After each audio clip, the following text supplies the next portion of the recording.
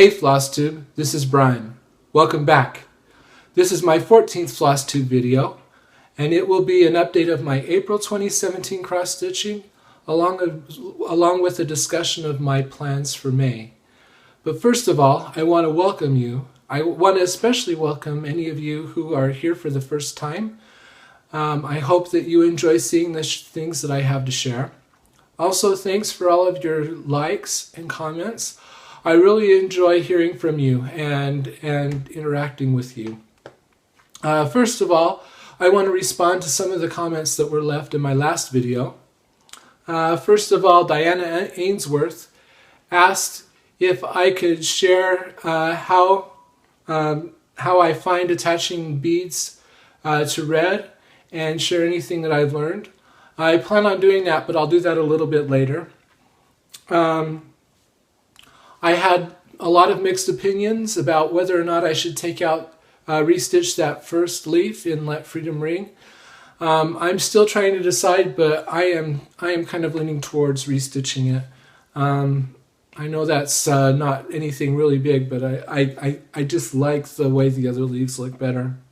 Stitching by the Lake, Marlene talked about how we are our own worst critic, and that is in reference to my talking about how the first house that I was working on in Verandas had some inconsistent tension, and she's probably right about that. I mean, I didn't notice how bad it was until I actually started backstitching. So, and now that it's all done, it really doesn't bother me quite as much. A Stitch Too Far, Ingeborg, said that when she saw my video, that I had posted a video, that she thought charts and was glad that I'd posted charts. Ingeborg, I'm going to do more charts. There's going to be new charts, so look forward to that. And Ingeborg, speaking of charts, look what I've got. I got it. This is the piece that Ingeborg's been working on with the impronounceable French name. I looked it up. This is holly in English, so I'm going to call it holly. So I got it.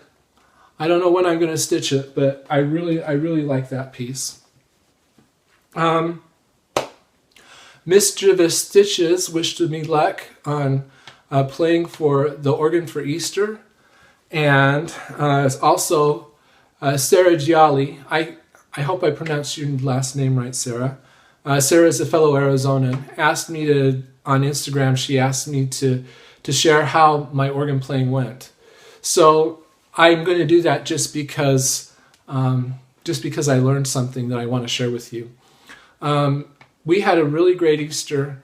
Kind of as a family, we have a tradition of the week before Easter, we have a little devotional every night. And it's not very long, but we kind of commemorate the different events that happened on the week before Easter, and that was kind of fun. That's always kind of fun. On Friday, which was Good Friday, we went to the Easter pageant, which is a big production that is done up in Mesa, and it's a recreation of Christ's life. If you're ever in the Phoenix area in the 2 weeks before Easter, that is something that is really quite interesting and really good. We enjoy seeing it. We've seen it almost every year since we've moved down here, to the point where I have it almost memorized. But it's still a good tradition for us. Also, my mother-in-law came down and spent Easter with us, and we also had a couple of aunts and uncles spend Easter with us, which was really nice. It was nice to have family with us. We live so far away from the rest of our family that it's a real treat to have family around. But getting back to my organ, I wanted to play the Easter hymns are some of the most complicated that are in our hymn book. And one of those hymns is called Christ the Lord is Risen Today. I believe that that's a fairly common hymn. I think it's known in other denominations. It's really a difficult hymn to play, and it has you sing a phrase, and then there's a Alleluia. And the Alleluia stretches out for a couple of measures, and it's all eighth notes and 4 parts that go in all different directions. And on the organ, that's especially fun to play because the bass part you play on the pedals. And so you have your hands trying to play eighth notes and your feet trying to play eighth notes, and it makes it really difficult. But I really wanted to play that piece. I really wanted to play that piece because I really like it. And so I decided I was going to practice. Now, I took organ, as I mentioned before, I took organ lessons when I was at Utah State. And I took private lessons from the organ professor that was there. And every quarter, at the end of the quarter, we had a recital that we had to play a piece that we'd been working on. And I never got through one recital without making a major mistake that made it so that I had to stop. I'd just get so confused that I didn't know. I'd get to the point where I'd get all lost and confused. And part of that was because of nerves. I used to have terrible nerves. And I've played enough since then that my nerves aren't much of a problem anymore. But I still have times when I'm kind of playing and I'm kind of distracted, and because I'm distracted, I start making mistakes. And I've always fought with that. That's why I'm not a professional organist, is because I've never figured out how to play really accurately. And about a month ago, I found some guy on YouTube that was had a free course on how to become a piano superhuman, and it's really just kind of like a few video lessons to try to get you to buy some of his other courses that he has. But I signed up for the free course, and he talked about practicing and how to practice, and some of the things that he talked about reminded me of my organ professor and the things that he taught me or was trying to teach me about how to practice. And I did some of that stuff when I was practicing organ when I was in college, but I was still kind of a stupid teenager. I guess I was in my 20s, but I was still not really bright. And so this time I thought, I'm going to try practicing the way that he says to practice. And so I spent the 2 weeks before Easter almost 4 or 5 nights a week down at the church practicing the organ. Now, there are other things always going on at the church in the evenings, but that was the only time I could practice. So I'm sure that there were people down there wondering what I was doing. You know, some of them knew that I played the organ, and they probably knew that I was practicing for Easter, but they were probably thinking, oh, this is going to be a real disaster. Because one of the things that you have to do is you have to be patient and play slow so that you play accurate without mistakes. And as you do that, if you can play it slow, that kind of ingrains it into your muscle memory so that you can, as you speed it up, your muscles remember what to do. And there were parts of that, like the last 2 measures are the most difficult part of that hymn, that I just played over and over and over again, slow, to kind of teach my fingers and my feet what they had to do. And I'm sure people were just like, what's going on? But at the end of 2 weeks, I got to the point where I could play at speed. And it sounded really awesome. I was so excited to play that for Easter, and I was able to play it. I made some mistakes, but they were mistakes that only I knew about. I don't think anybody else would have even noticed them. And it was really a great experience. It taught me that I need to slow down and be more accurate in my practicing, and it taught me a little bit about how to practice. There was another song that I wanted to do for the sacrament. It was also a very difficult piece. It's words set to one of Bach's, I think it was one of his choral preludes. And Johann Sebastian Bach is like my idol. I wish I could play his organ music. His organ music is wonderful. I love. In my opinion, he's the greatest. He's one of my favorite composers. And so I really wanted to do that piece, and it also took a lot of the same kind of work to get to the point where I could play that.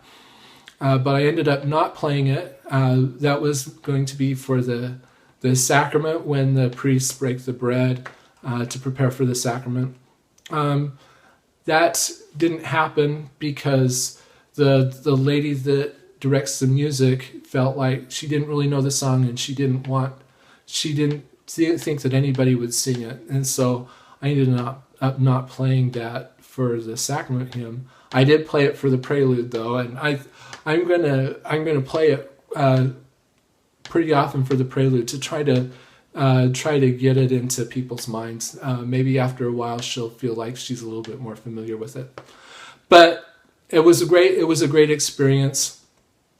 Afterwards, in Sunday school, in our class, we talked about gifts and talents and spiritual gifts, and the instructor made some comment about how we can't all have Brian's talent of being able to play the organ. And I didn't do this because it would have distracted from the point of the lesson, but I felt like raising my hand and saying, if you had known what I'd done to be able to play today, you wouldn't call it a talent. It's more, and I think it's more of a skill. There's a story about some famous pianist who had a lady come to him and say, I would give half my life to be able to play as well as you did. And the pianist responded with, Madam, I have. And there's a lot of truth to that. Playing music isn't so much a talent, I think, as it is a skill. And if you really work at it, you can play well. Also, I had one of my friends afterwards tell me that one of his sons had said that morning that, I hope we sing Christ the Lord is risen today. And he said, I told him, you probably won't, because that's a really hard song and nobody wants to play it. So he said that his son was really, really glad that we'd played that song, and that made me feel good. Susan Langford's asked me if I usually stitch on a frame, and if so, what do I use? Yes, I almost exclusively use frames. I don't like hoops because of the crease that it puts in the fabric. And also, I started using a hoop, and no matter how clean I tried to keep my hands, I always marked up the fabric around the edge of the hoop, so I don't like hoops. I've tried Q-snap, but I cannot figure out how to put the fabric, attach the piece to the Q-snap. Every time I try to do it, it just doesn't make a lot of sense to me. So I use scroll frames. The scroll frame that I use is an Omanique quantum frame. I really like it. It gives me really good tension. And I just really love the frame. I actually have 2 sets of scroll bars and all 3 sizes of the stretcher bars, so I can do whatever I want with them. I've also used the lock scroll frame. I talked about that in some of my previous videos, and that's a pretty good frame too. You could use that one as well. Shelley Campus I talked about my visit to Attic Needlework, and Shelley Campus talked about going there and being overwhelmed by all the models that are hanging on the walls. And Kay in her last video showed pictures of all of the models that are on the walls in Attic Needlework. And I agree. I mean, I wish I could just go in there and just spend hours looking at everything that's stitched on the walls. And there are a couple of pieces that they have hanging on the walls that are pieces that I'm planning on doing sometime. So it's kind of neat to see them stitched in person rather than just a picture on a leaflet. Quigley MP asked me about how I do my rotating schedule. I do like a 7-day rotation. So I spend 7 days on a piece before I move to the next piece. I like that because I feel like I like to be able to do significant work on a piece before I move to the next piece. it gives me a better feeling of accomplishment. So I do about 7 days, about a week, and that generally after a week I can see that I've done quite a bit, and I feel good about moving on to the next piece. Also, she asked me about how my frame works with beadwork, and I'll talk about that a little bit later as well. Suzanne 910 talked about her uncle that cross-stitched until he was 90, which is wow. And Color and Cotton also talked about her dad being a cross-stitcher. And I love hearing stories about other male cross-stitchers. It's nice to know that I'm not the only one. So thanks for sharing those. Kim Cooley asked me, I've been showing charts out of my magazine. She asked me if I'd laminated them, if that was why they were so shiny. And no, they're just in sheet protectors. I just use sheet protectors. And I have the entire design in one sheet protector just to kind of keep everything organized. I had a lot of you express approval at my including the flashback. That was mostly done for comedic effect. But I think it was partially for comedic effect and also partially because I wanted to keep myself accountable for something that I had said before. Like everybody, I mean, after a few months, my ideas and opinions change a little bit. And so I've rather than keeping to something that I had committed to that turned out to kind of change a little bit, I just kind of go with the flow a little bit. Also, I've had several people recently say that I am an inspiration to them to make them want to stitch large projects, and they express the idea that that they're kind of afraid of starting or nervous about starting a large project. And I just want to say the only difference between a large project and a small project is the number of stitches. That's the only difference. So it's just a matter of amount of time that you want to spend. Yeah, if you're going to do a heaven and earth design or something that's really confetti heavy, that might be a little bit more complicated. But there are large designs that don't have confetti. Like for example, red that I've been working on. Red doesn't have hardly any confetti at all. So if you're kind of thinking about starting something large, don't let the size stop you. You stitch it just one stitch at a time, just like you do everything else. So also I want to give you a couple of shout outs. First of all, there's another male cross stitcher, and I know several other people in their videos have mentioned him. I'm kind of late to the party. I saw him about 3 weeks ago, right after my last video.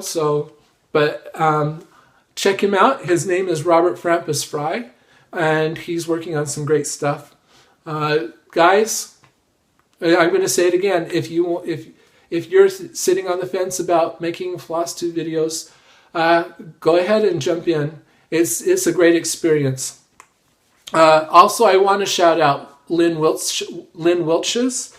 I've been following her on Instagram for quite some time, and she decided to make videos. And I like that. People that I've kind of gotten to know through Instagram, to see them make videos, that's really cool too. So check out Lynn. So now I'm gonna go through some more patterns from my For the Love of Cross Stitch. Okay. Let me see where we left off.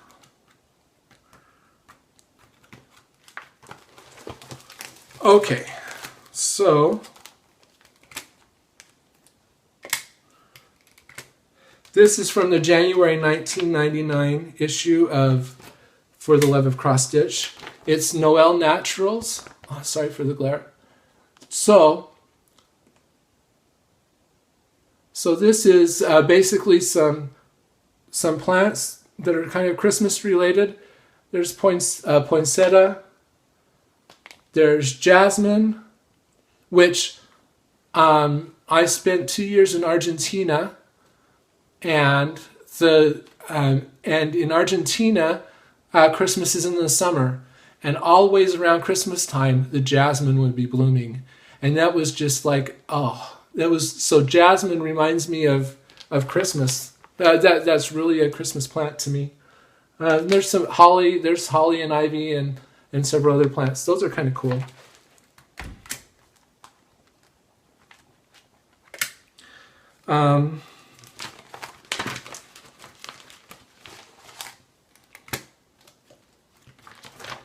Here's another hummingbird. I really like the border on this one, and the flowers are pretty too. So I showed a hummingbird last time, I think. I don't know why, but it seems like hummingbirds are always done in circles.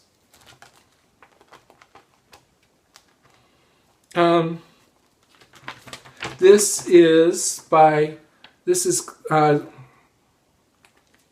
the July 1999 issue. This is Diane Williams, who's Little House Needleworks. It's called Joy in the Journey.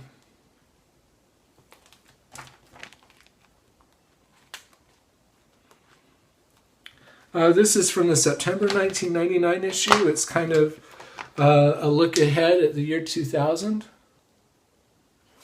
So do you remember in the late 90s when we were all excited about the year 2000 coming? Yeah, it didn't quite turn out quite the way we thought it would, did it? Sewing Room Reflections. This is a series by Paula Vaughn. This is from the September 1999 issue. And then there's a companion piece that was in the November 1999 issue. So a dress.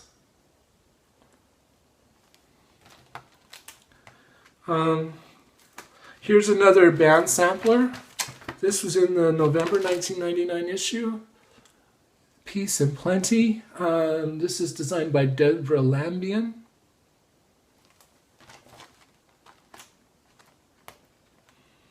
Let's see here. This one's kind of cool. This is from the March 2000 issue, and it's called Name Above Every Other Name. So it's like the alphabet with names that refer to Jesus Christ. That would stitch up really, really quickly because it's all letters. And then there's also a series from Teresa Wentzler in here. This is the March 2000, and they are rocking horses. So this is the first one. It's Sweetheart.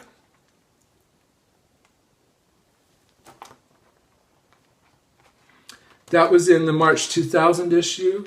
In the May 2000 issue, this is Misty.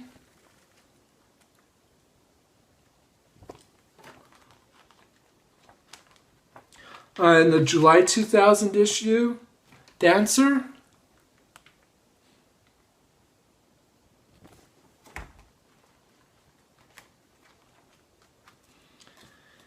And in the September 2000 issue, this is Chestnut.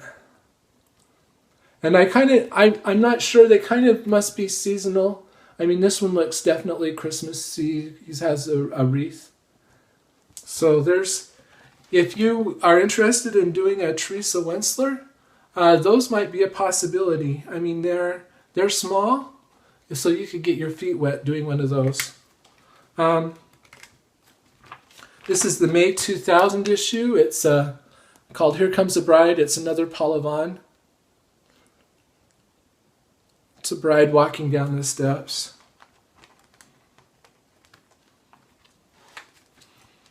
This is also the May 2000 issue. My Mother, My Friend. So that's kind of a Mother's Day sampler, I guess.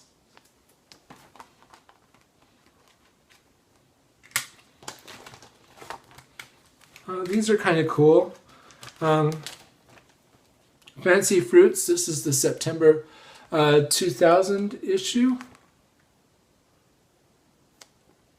So basically fruits on a black background with a checkerboard border.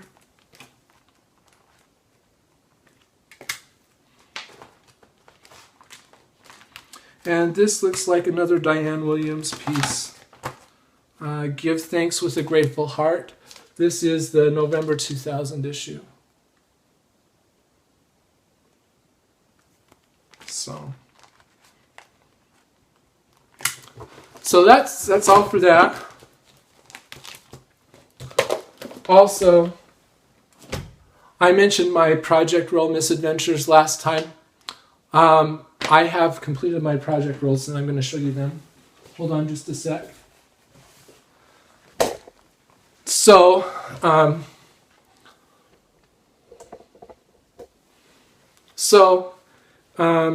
this is my first one.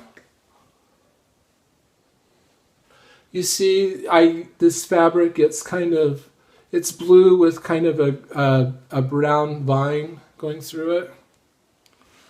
And then I did lining, so there's these are like envelopes and stuff, postcards, old-time postcards. The other, Vana, the other change I made is these are a lot wider than the one that you did, so I put in 2 ribbons to hold it.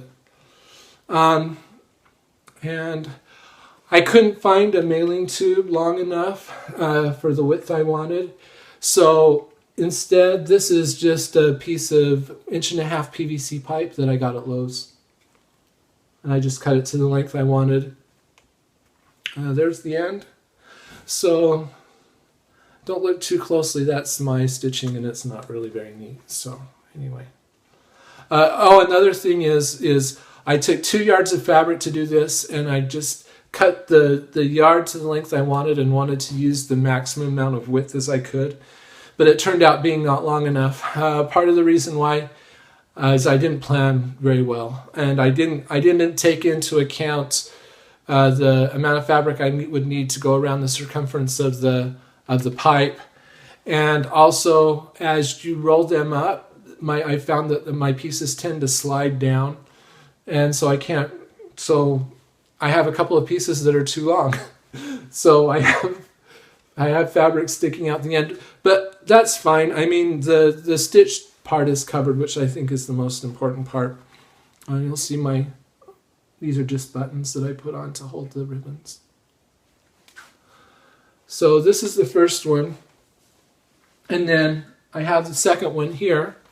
This one is blue with silver stars, and the lining. This is the lining. I'll show it a little bit closer in a little bit. White ribbons. There's my just blue buttons, and the ends in there. So anyway, I'll show them a little bit later, a little bit closer. So now I'm going to share with you my charts. So April was a really great month. I'm really excited to show you what I've accomplished in April. First of all, I'm going to show you the normal trend that I always do. You'll notice that the number of days that I stitched is about average. And this, I'm actually a couple of days before the end of the month, so this isn't exactly accurate. There's 2 more days to go. But you'll notice that the number of stitches that I did is significantly low. And that's because I have been back stitching quite a bit. And I can count cross stitches because I just basically count 100 stitch blocks. But I can't count the number of back stitches I put in. I just can't. My mind doesn't work that way. So there's no way to record back stitching. So here's the Pareto of the number of days that I spend on each project. You'll see that it's not even, because I've been working on projects on an as needed basis. So you'll see that. Here's the number of stitches that I put in. You'll see that there's only 2 projects that I put stitches in, and the number of stitches is also kind of low. So in order to kind of capture what happened last month, I came up with a couple of graphs. And here's a Pareto of the number of the type of stitching that I did. So you'll see I did, this is the number of, and this is the number of days. So you'll see I spent 9 days cross stitching, 10 days back stitching, 4 days doing specialty stitches, and 3 days beading. Wow. I did a lot of different stuff last month. So that's kind of cool. And then here's a trend, just to kind of give you a feel for the type of stitching that I've done over the last year, or whenever I started keeping records. So you'll see that in this last month, this month has been very unique in that I backstitched more days than I cross-stitched. Huh, that's interesting. And also there's a whole bunch of everything else. So anyway, there's that. Okay, so I've been kind of talking around it, but here is my graph of the number of finishes that I've made. You'll see that I for this year so far, I have 3 finishes. They all happened this month. So I am now tied with the number of finishes that I did in the entire year last year. So that's cool. And also here's my monthly whip trend. You'll see that I've kind of played a couple of games that I'll talk about a little bit later to get my whips down to 5. 5 whips from 10. So that's really exciting. I can't tell you how good it feels to get down to 5 whips. I feel like a load has been lifted off my shoulders. So, you want to see what I finished? Oh, I'm sure you do. So let's get that out. That's what's in here. This is my roll for my finishes. So I'm going to open it up. And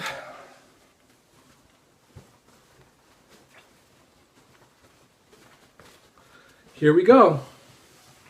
The first thing that I worked on and finished last month was Verandas of South Battery.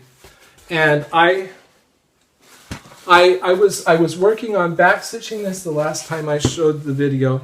So you've seen all of the cross stitch. Now I'll show you what it looks like with everything completely done. So here it is at a distance. And then I'll give you a close-up tour, so you can see the gate, the fences, and the houses.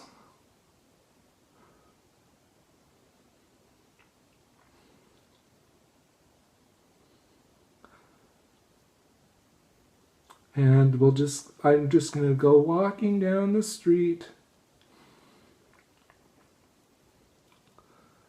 So as I was backstitching this, I thought, oh, this is looking really good. You know, it was just average. But then I put in the veranda slats, and those are done with pearl cotton. And when I put in the veranda slats, everything just kind of came together. They really made the design, and that was the last. That was just the crowning touch that just made this so special to me. I really like it. I love how this turned out.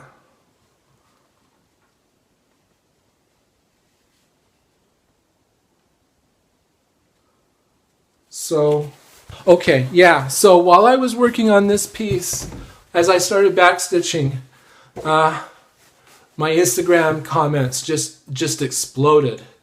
I had all these people like encouraging me to finish this, and it was really kind of fun. I almost felt like I had people looking over my shoulder cheering me on as I worked on that, and that was just the greatest experience. So, thank you so much for all your encouragement. That was just wonderful. Also, this is one of the first patterns that I ever had. This is a pattern that my wife bought me when I first started cross stitching. She bought me one other one that I haven't done. So I mean, this thing has been in my life for a very long time, and it feels really good to have finished it. Okay, now the next thing that I worked on and finished was red.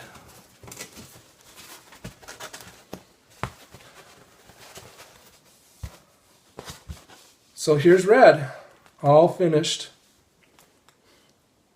So I'll give you a close-up of her too. The beads in this are just amazing. I mean, there's so many beads up through here in her dress. And I love the beads along the border of her cloak. And my favorite part is this. There are different size beads. There's seed beads, petite seed beads, and number 8 beads. And the colors, these right here along this border, these are all the same color beads, just different sizes. I really like how there's these little petite seed beads surrounding the number 8 beads. And this color is just, these are multicolored beads, and I can't tell. They're like blue and purple and green. They're just really pretty. I made one change in here. There were some beads here on this curly Q that were charted as being the small, petite black beads. That didn't look right to me, so I used the same bead all the way around that curly Q. When I did her dress, when I did these beads here in her dress, that pink bead, I was really getting nervous because it looked really, really kind of gaudy to me. But when I put in everything else, it kind of toned it down a little bit. And then there's the border of her cloak with those green beads. The beads really make this piece. Now I'm going to talk about some of the things that I learned beading. Okay, I decided to bead with Nymo.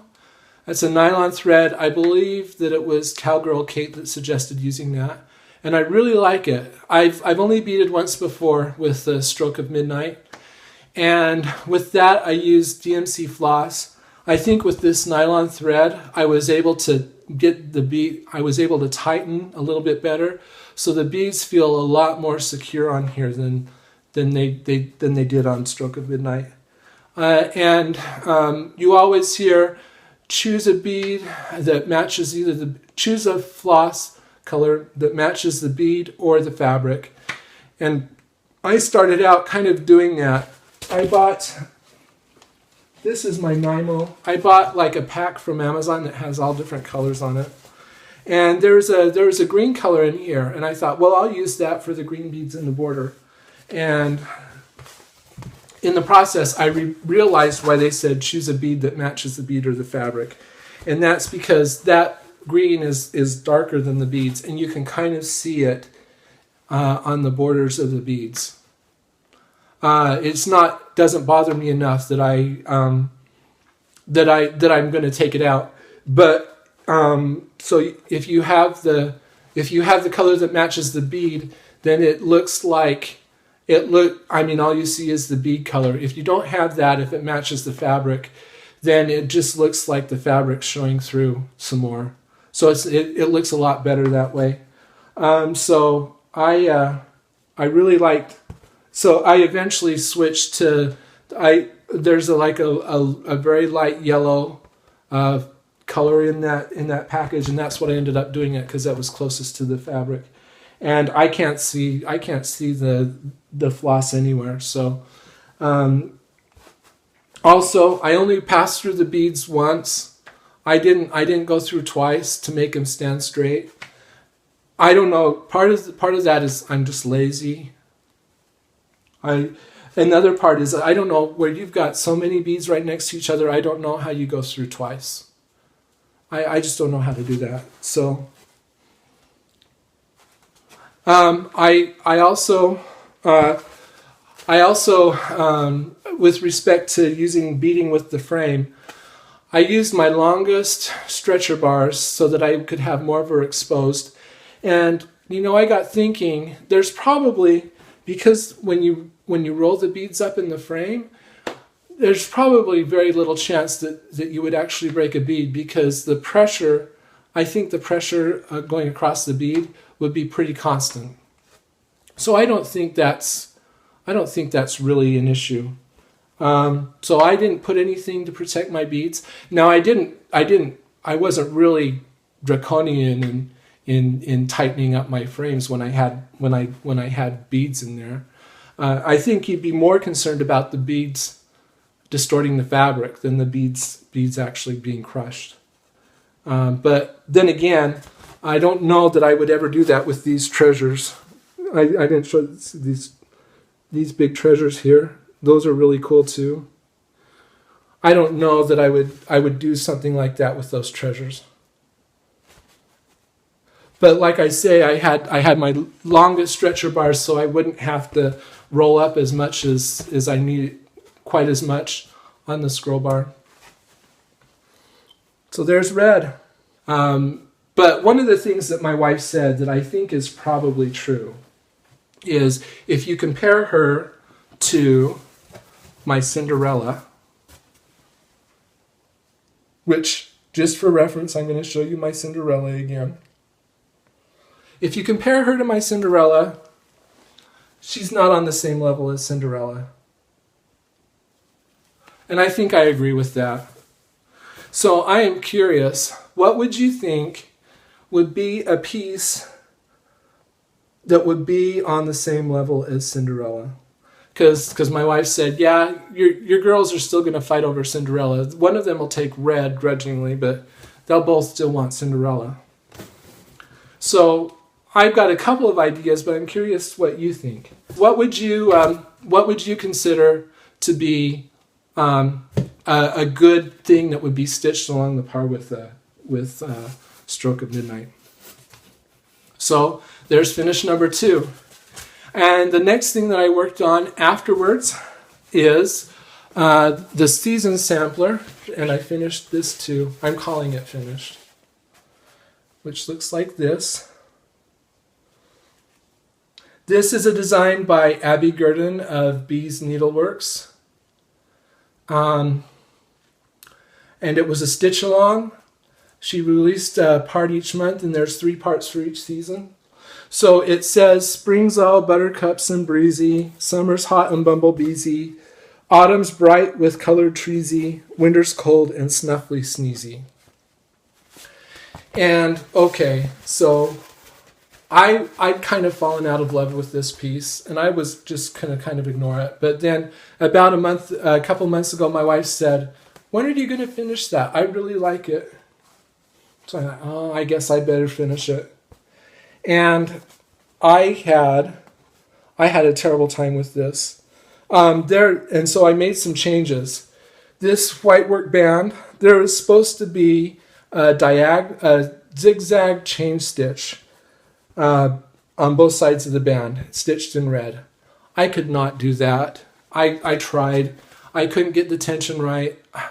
And I've never had problems with lazy daisies before, but I think I was just too paranoid about getting the lazy daisies too tight. And it's just a nightmare. So I finally gave up. So I'm just going to put in the white band. So this is called sheaf stitch, and I stitched sheaf stitch all the way across and finished over here and realized there was supposed to be kind of a little star in here. It's like, I was really getting frustrated, and I was like, I'm not going to undo all of that to put the star in, so it's just going to have to be that way. And then I started working on this down here and made a terrible mistake, and I was so frustrated. I was so frustrated, I took it off my frames and I put it away. And I almost threw it away. I just had it. But I know not to do that when I'm that frustrated. So the next morning I felt a little bit better about it, and I decided I'd try once more. So that night I stitched this bottom band, and I really like this band here. So this one has been a challenge to stitch. I like how it turned out. It's not perfect. There's the specialty stitches. There's some things that I don't like about them. but it's good enough for me. I've almost decided that I'm not a specialty stitch type of guy, which is probably a strange thing for a guy to say, but I don't know. I don't know what it is about them, but that just really caused me problems. So those are all of my finishes. 3 finishes. 3. Okay. So I said I'd show you this. This is the lining for the inside of my project roll. So there's one. Okay, now I want to talk a little bit about my plans for May. And you may ask, are you going to do Mania? And it's like, no. After I've done all that work to get my whips down, I just cannot even contemplate adding more whips. So I'm kind of, and I kind of thought yesterday as I was thinking about making this video, I thought, I've kind of been through my own mania already. I kind of did it a month early in April because, I kind of threw out my rotation and I've been in finish mode, and it's been fun and it's been a new experience. So maybe I'm going to call April my mania. So anyway, so I'm going to start up my rotation again, but I still haven't decided the order that I'm going to start doing stuff in again. So I'm just going to review all of my whips and talk about a couple of other things. So, and actually I'm kind of I've enjoyed finishing so much. I'm kind of tempted to finish a couple of other things. Here's the lining for this one. It's basically faith, hope, love, and charity. So anyway. So there are a couple of pieces that I am calling inactive, and I'm officially calling them inactive, and I did that, and that's why my whip counts down to 5. So I had 10, 3 finishes, 2 that I'm calling inactive. That doesn't mean that they'll necessarily never get done. I haven't called them UFOs yet, but I'm doing that. The first one is this. This is, of course, the beautiful C stitch along. I'm just not feeling this. And I think part of the problem is the fabric that I chose to stitch it on. There are some people who stitch this on black. It looks awesome in black. The colors just really pop. They don't pop on this fabric. I'm just not feeling it. And I decided I'm not a stitch along. I don't like doing stitch alongs because they're just little pieces and they feel like I'm interrupting my regular rotations to work on them. So I'll wait. If I decide to do one, it'll be after it's all finished and I decide that I like it. The other piece that I am calling an inactive right now is English Garden Sampler by Teresa Winsler. I have the border all finished, but I'm not really feeling this one either. And part of the reason for that is there's another sampler that I would much rather be doing. And that is English Cottage Sampler. That is the second piece that's the second chart that my wife bought for me when I started stitching. And I like that one better. I'd rather stitch that one. I actually started it, but I didn't like the fabric that I'd chosen. So I want to start it again. So I am probably going to start English Garden Sampler and stitch that before I finish. I'm going to probably start English Cottage Sampler and finish that before I finish English Garden Sampler. Okay. The other whips that I still have left to do. I'm excited to work on this one. This is in no particular order. And so I'm just going to go through what I have. This is a Winter Sampler. This is a design by Kooler Design Studios. I haven't stitched on this for a long time. I am excited to work on this again, just because it's been a while. Absence makes the heart grow fonder, I guess. Of course, there's And a Forest Grew. which I'm excited to get back to too. It's been too long for this one. Autumn Magic, of course,